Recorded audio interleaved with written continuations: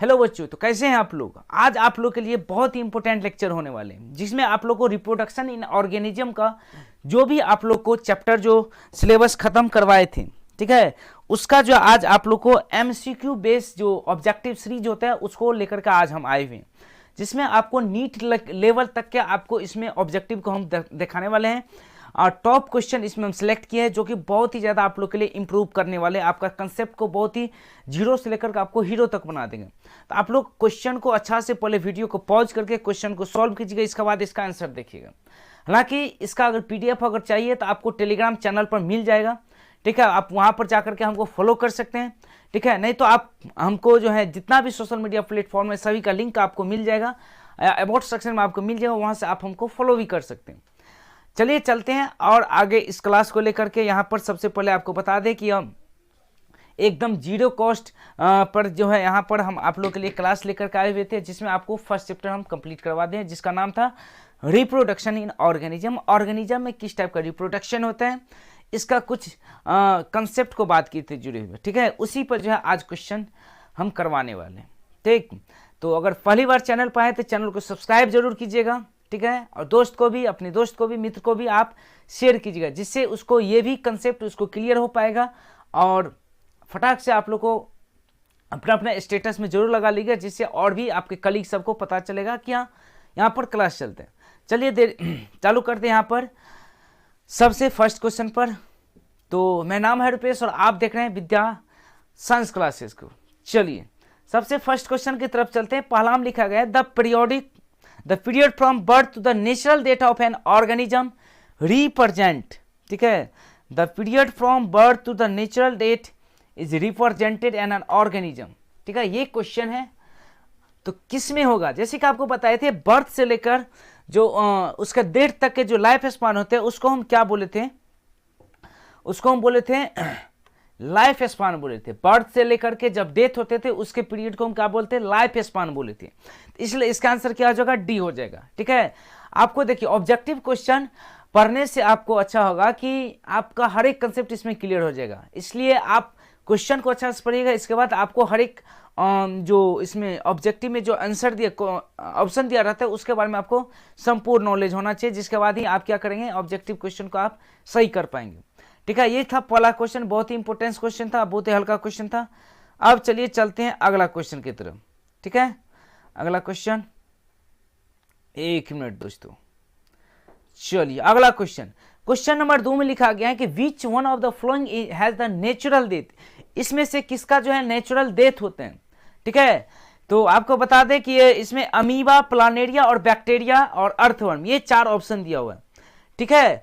तो bacteria, Planaria, amoeba को जो है नेचुरल डेथ नहीं होता है जब तक इस पर की भी केमिकल को जो इसमें इनबिल्ट नहीं किया जाता, लेकिन अर्थवर्म ही एक ऐसा एग्जाम्पल है जिसका क्या होता है, एक नेचुरल डेथ होता है, ठीक, ये चीज होता है। तो इसका आंसर क्या हो जाएगा, आपको बी हो जाएगा, ठीक। चलिए अब अगला क्वेश्चन की तरफ चलते हैं हम, एक सेकेंड दोस्तों। चलिए अगला क्वेश्चन, ये क्वेश्चन दोस्तों आप लोग के लिए बहुत ही ओरिएंटेड क्वेश्चन है, बहुत ही इंपॉर्टेंट क्वेश्चन है। इस क्वेश्चन का आप अच्छा से देखेंगे, ठीक है। अगर इस टाइप का अगर आपको क्वेश्चन आ जाएगा तो सबसे पहले आपका मेंटलिटी क्या सोचना चाहिए कि आपको इसमें से जो सबसे पहले आपको होता होगा उसको सबसे पहले आपको क्या करना है, मिलान करना है, ठीक है। जिस इसमें से आपको सबसे पहले जो होगा उसी को आपको मिलान करना है। चलिए सबसे पहले देखते हैं क्वेश्चन। इसमें हमको लाइफ स्पान के बारे में जो लाइफ स्पान बताए थे कि पैरोट का 140 ईयर होता है, इसके बाद हॉर्स का 60 ईयर होता है, क्रो का 15 ईयर होता है। चलिए सबसे पहले फर्स्ट का देखते हैं, पैरोट का, ठीक है। पैरोट का क्या बताए थे, 140 साल, एक सॉरी दोस्तों, सॉरी पैरोट का क्या बताए थे, 140 साल होता है, ठीक है, ये चीज था। तो फर्स्ट का क्या हो जाएगा, बी। अब चलिए इस ऑप्शन में सबसे पहले फर्स्ट का देखिए सेकेंड कौन है, इसमें फर्स्ट का 3 है, फर्स्ट का 5 है, फर्स्ट का 4, फर्स्ट का सेकेंड, ठीक है। तो इसमें फर्स्ट का सेकेंड आ गया और किसी के अंदर फर्स्ट का सेकेंड नहीं है, तो इसका मतलब क्या होगा, इसका आंसर क्या हो जाएगा, डी हो जाएगा। अगर आपको ए नंबर में सबका ए में सेकेंड ही रहता तब हम चलते, अब सेकेंड नंबर पर, 20 दूसरा नंबर पर हम चलते, इसके बाद इस क्वेश्चन का आंसर हम करते, ठीक है। चलिए अब चलते हैं अगला क्वेश्चन की तरफ। क्वेश्चन नंबर 4 में देखेंगे, क्वेश्चन नंबर 4 में लिखा गया है morphologically and genetically similar individual are देखिए एसेक्सुअल रिप्रोडक्शन में आपको बताए थे कि जब एसेक्सुअल रिप्रोडक्शन होगा तो वहां पर जितना भी ऑफिस में वो क्या होता था, एकदम सिमिलर एग्जैक्ट कॉपी होता है, जिसको जीरोक्स कॉपी बोलते थे। ठीक है, तो इसी में आपको बताई थी कि जब मोर्फोलॉजिकली और जेनेटिकली जब दोनों सेम रहता है उसको क्या बोलते हैं, क्लोन बोलते हैं। तो इसका आंसर क्या हो जाएगा, बी हो जाएगा। एनसीईआरटी के एकदम लाइन टू लाइन से ये क्वेश्चन फॉर्मेट किया गया, ठीक है, जो कि आपको नीट बेस पर ये क्लोन वाला क्वेश्चन जो है कितना बार नहीं पूछा गया है। ठीक है, ये क्वेश्चन होता है। चलिए अब चलते हैं अगला क्वेश्चन की तरफ। तो चलिए दोस्तों अगला क्वेश्चन की तरफ चलते हैं। अगला क्वेश्चन में लिखा गया है कि अमीबा रिप्रोड्यूस एसेक्सुअली। अमीबा किसके थ्रू जो अपना रिप्रोडक्शन प्रोसेस करते हैं? तो अमीबा में क्या चीज होता है, बाइनरी फ्यूजन होता है। तो इसका आंसर क्या हो जाएगा, ए हो जाएगा आंसर। चलिए अब चलते हैं नेक्स्ट क्वेश्चन की तरफ, क्वेश्चन नंबर 6 पर। क्या 6 नंबर क्वेश्चन क्या बोलते हैं, binary fusion is method reproduction in. Binary fusion किसके अंदर होगा, प्रोटिस्टा, मोनेरंस, अमीबा, पैरामीशियन या ऑल ऑफ दीज। तो आपको बता दें बाइनरी फ्यूजन इन सभी में सभी के अंदर होता है। ठीक है, तो इसका आंसर क्या हो जाएगा, ई हो जाएगा, ऑल ऑफ दीज हो जाएगा। इसके बाद अगला question, hydra, sponges and yeast can reproduce. Hydra, sponges और ईस्ट किसके थ्रू जो है रिप्रोडक्शन करते हैं? तो हाइड्रा, स्पॉन्जेज और ईस्ट। हाइड्रा में क्या होता है, बडिंग होता है। ठीक है, स्पॉन्जेज में इंटरनल बडिंग होता है, ईस्ट में भी क्या होता है, बडिंग होता है। तो इसका आंसर क्या हम मारेंगे, 7th का ए होता है। ठीक है, अब चलिए अगला क्वेश्चन की तरफ। In plants the unit of vegetative propagation are. Plant के अंदर जो वेजिटेटिव प्रोपेगेशन का जो हम प्रोसेस बताए थे, जिसमें रनर, राइजम, शक्कर, ऑफसेट, बल्ब, ट्यूबर, ये सब चीज आपको बताए थे। ठीक है, तो इसका आंसर ऑटोमेटिक से सब चीज बात होगा, क्या हो जाएगा इसका आंसर, ई हो जाएगा। ठीक है, ये चीज होता है। और आपको दोस्तों बता दें, अगर आप लोग इस क्वेश्चन को सबसे पहले देखते हैं तो वीडियो पॉज करके इसके बाद इसका आंसर लगाइए, जिससे क्या होगा कि आपको भी क्वेश्चन का प्रैक्टिस हो जाएगा। हालांकि इसका पीडीएफ आपको टेलीग्राम चैनल पर मिल जाएगा, तो वहां भी आप हमको जा करके फॉलो करके आप वहां से डाउनलोड कर सकते हैं। ठीक है, इजी वे है। आपको अबाउट सेक्शन में टेलीग्राम चैनल का लिंक मिल जाएगा, वहां से आप डायरेक्टली इसको डाउनलोड कर सकते हैं। ठीक है, और एक चीज दोस्तों आपको बता दें, अगर पहली बार चैनल पर है तो चैनल को जरूर सपोर्ट कीजिए, जिससे क्या होगा हमको और ज्यादा मोटिवेशन मिलता है अगले कंटेंट की और आगे तक इस सेशन को लेकर जाने के लिए। ठीक है, इसलिए सपोर्ट जरूर कीजिए। अगर वीडियो को देख रहे हैं तो एक लाइक जरूर कीजिएगा। ठीक है, चलिए अब चलते हैं अगला क्वेश्चन की तरफ। क्वेश्चन नंबर 9 नंबर देखते हैं। 9 नंबर भी दोस्तों बहुत ही इंपॉर्टेंट, जैसे कि क्वेश्चन बताए थे 3rd नंबर क्वेश्चन था, उसी ही क्या था 9 नंबर। इसमें भी क्या है, मैच द कॉलम वाला दे दिया है क्वेश्चन। इसमें भी जैसे कि आपको प्रोसेस बताया, सबसे पहले आपको 1st नंबर देखना, बर्ड्स जो है किसके अंदर होता है। ठीक है, बर्ड्स किसके अंदर होता है, जो ही आपको इसमें सबसे पहले होते हैं उसी को सबसे पहले आपको मारना है। जैसे कि हमको सबसे पहले एकदम दिमाग में हमेशा क्या रहता है, ऑफसेट।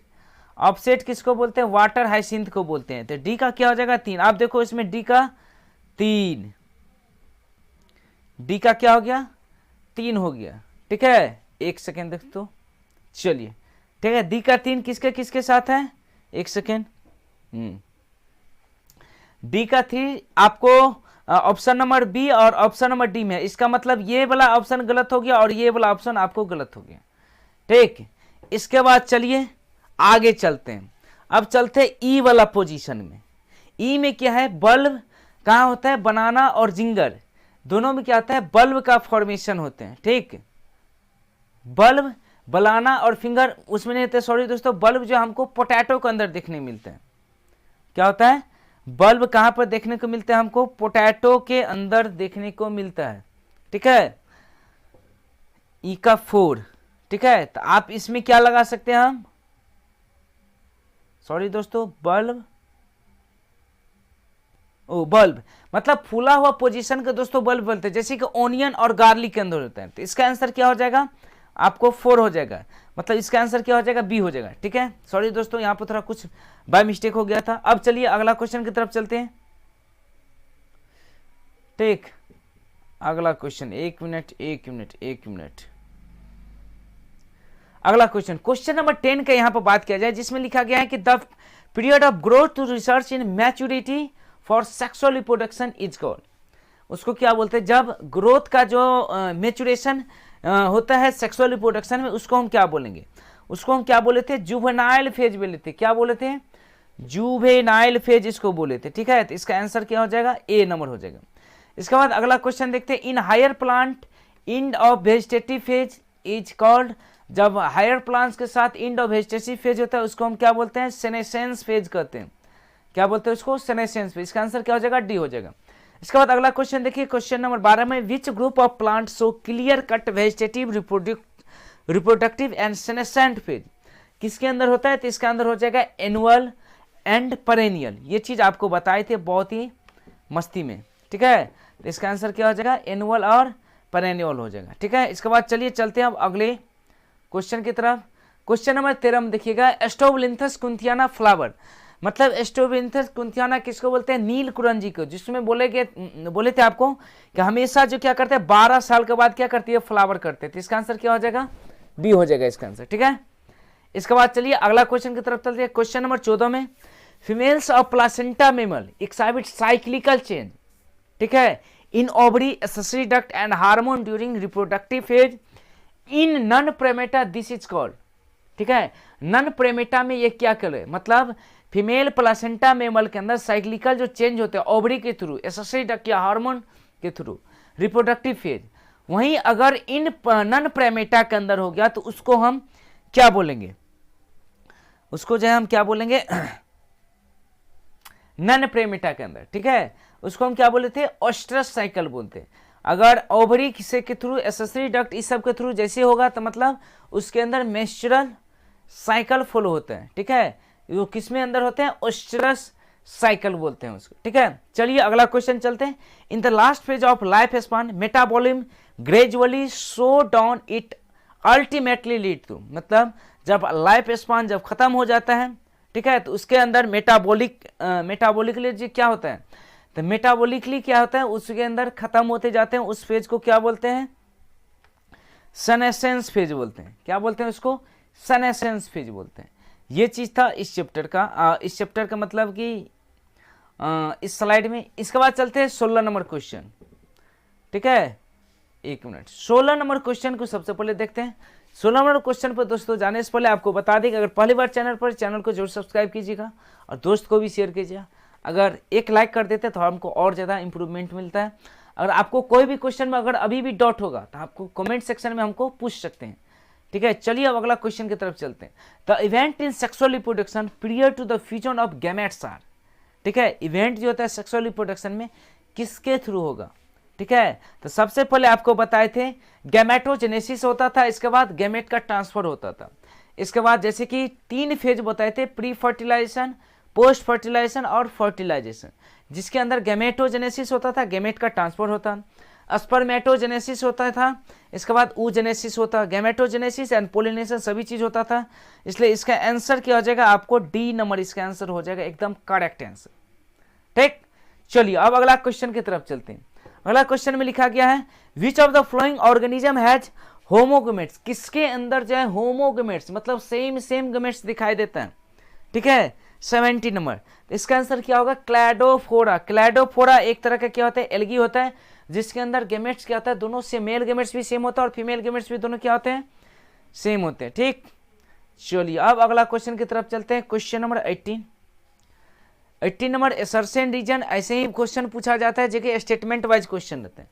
इसमें लिखा गया, if male and female reproductive structure present in same individual it is called bisexual, ठीक है, फर्स्ट ऑप्शन। दूसरा, hibiscus pisum it is are bisexual plant. If male and female flower are present on same plant it is called dioecious. Earthworm, leech, sponge, tapeworm it is are hermaphrodite. इसका answer बोलिए, आप कौन है, video को pause करके लिखिएगा, ठीक है। चलिए इसका आंसर हम यहाँ पर डिस्कशन करते हैं। अगर मेल और फीमेल प्रेजेंट होते सेम प्लांट में तो उसको हम क्या बोलते थे, मोनोसियस बोलते थे, मतलब दोनों एक ही के अंदर हो जाए, ठीक है।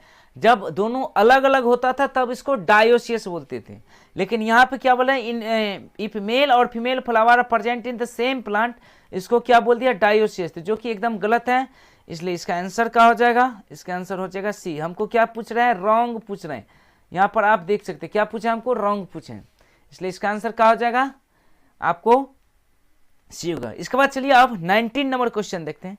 इफ मेल और female gametes structure are present on different individual, ठीक है, मेल और फीमेल रिप्रोडक्टिव स्ट्रक्चर जब अलग अलग के पास प्रेजेंट होगा तब उसको क्या बोलते हैं, ठीक है, उसको हम क्या बोलते थे, यूनिसेक्सुअल। मतलब मेल भी अलग रहेगा और फीमेल भी अलग होगा। जैसे कि हम लोग हैं, मेल बॉडी अलग है और फीमेल बॉडी अलग है, उसको हम क्या बोले थे, यूनिसेक्सुअल। चलिए ये चीज हो गया।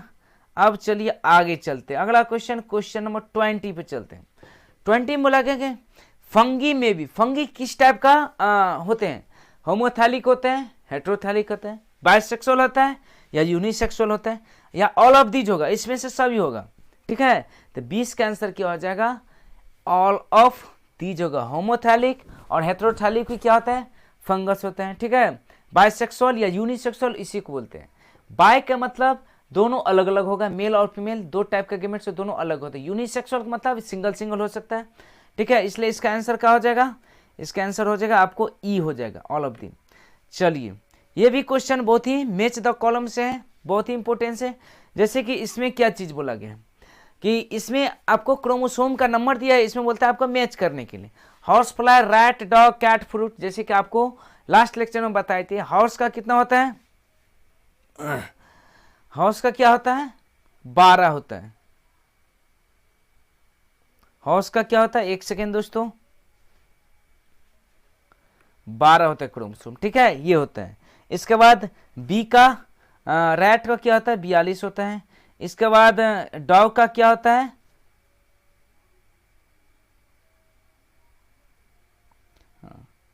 डॉग का कितना होता है, 78 होता है। इसके बाद कैट का कितना होता है, 38 होता है। इसके बाद फ्रूट फ्लाई का कितना होता है, 8 होता है। इसलिए इसका आंसर क्या हो जाएगा, बी हो जाएगा, ठीक, एकदम करेक्ट क्वेश्चन है। चलिए अब चलते हैं आगे क्वेश्चन की तरफ। अगला क्वेश्चन, क्वेश्चन नंबर 21 देखेंगे। क्वेश्चन नंबर 22, सॉरी दोस्तों 22 में लिखा गया chromosome number of Apple, rice, मेज, potato and onion respectively.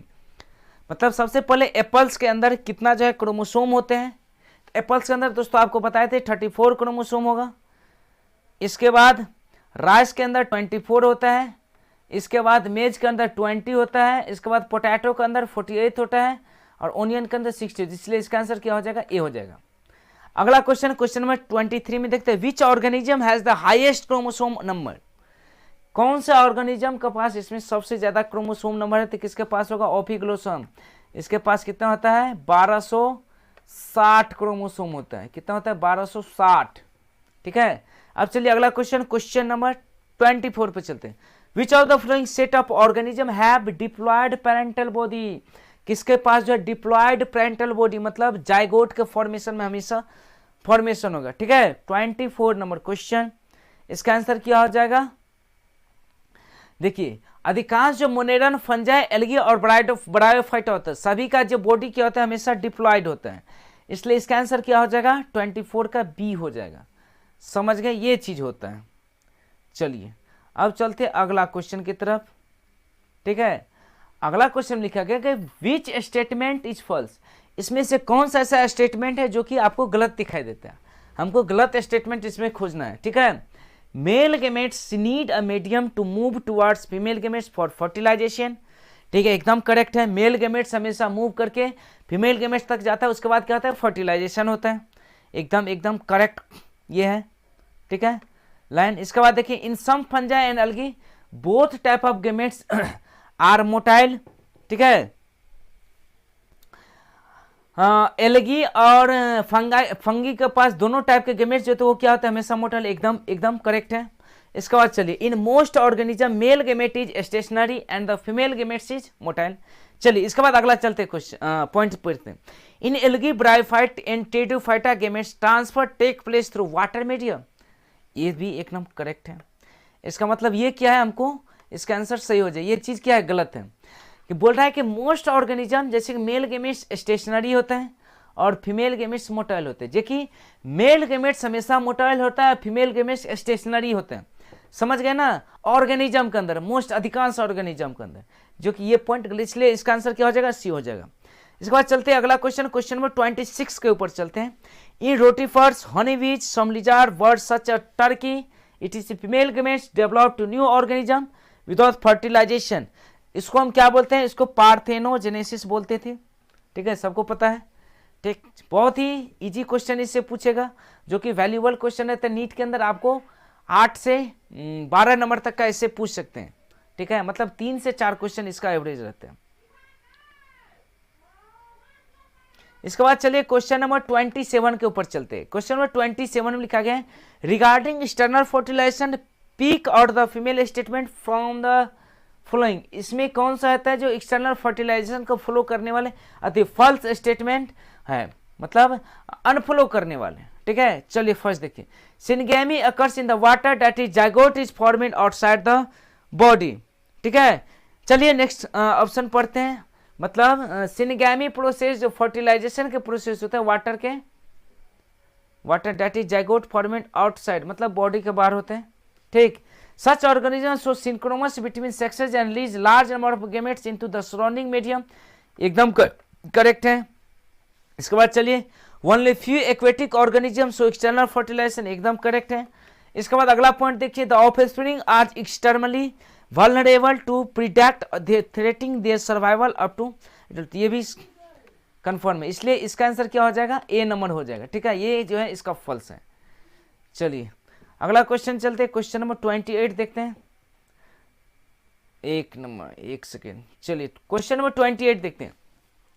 Regarding the site of fertilization find out the odd one, मतलब इसमें से कौन है फर्टिलाइजेशन के मामले में अलग है, ठीक है। रेप्टाइल, बर्ड्स एंड मेमल, ठीक है। 28 नंबर देखिए, reptile, birds and mammals, bryophyta, pteridophyta, gymnosperm, angiosperm, osteocyte and amphibious. ये जो है थोड़ा हमको डिफरेंट, अभी तक इसका नाम हम आपको नहीं पढ़ाए थे, रिप्रोडक्शन ऑर्गेनिज्म, तो डायरेक्ट इसका आंसर ये हो जाएगा, ठीक है। ऐसे ब्रायोफाइटा, टेरिडोफाइटा जो आपको पढ़ाए थे। चलिए अब चलते हैं अगला क्वेश्चन, क्वेश्चन नंबर 29 के ऊपर में। इन सीड प्लांट, ठीक है, the non motile male gametes are carry female gametes by pollen tube, ठीक है। 29 नंबर क्वेश्चन देखिएगा, इसका आंसर क्या सा होगा, तो एकदम फर्स्ट ही आपका जो है आंसर इसका सही हो गया कि नॉन मोटाइल मेल गेमेट्स होता है वो कैरी कौन करता है, पोलन ट्यूब के साथ कहाँ जाता है, उसके ओवरी तक जाते थे, ठीक है। चलिए क्वेश्चन 29 हो गया। अब चलते हैं 30 नंबर पर।